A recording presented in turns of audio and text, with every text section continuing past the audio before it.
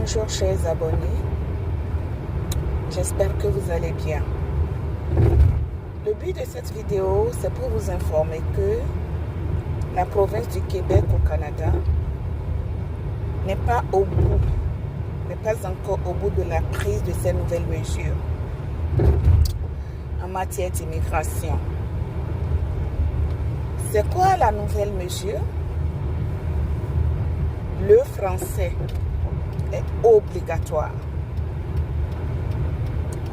Maintenant, non seulement le français est obligatoire, toute personne ressortissant de n'importe quel pays qui voudra s'établir au Québec doit désormais signer un contrat social avec le gouvernement du Québec. C'est quoi le contrat social? Tu dois savoir.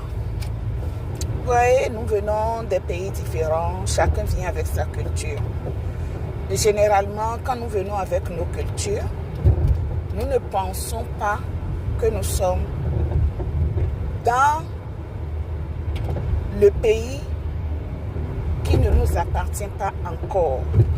Parce que quand on vient, par exemple, tu viens comme un résident permanent, tu n'es pas encore citoyen. Tu viens comme un résident temporaire, comme un visiteur, comme un travailleur temporaire, comme un étudiant. Tu n'es pas encore citoyen canadien. Tu es considéré comme un étranger. Donc, quand vous venez au Canada, et surtout quand vous voulez vous établir au Québec, vous devez mettre vos cultures dans la poche.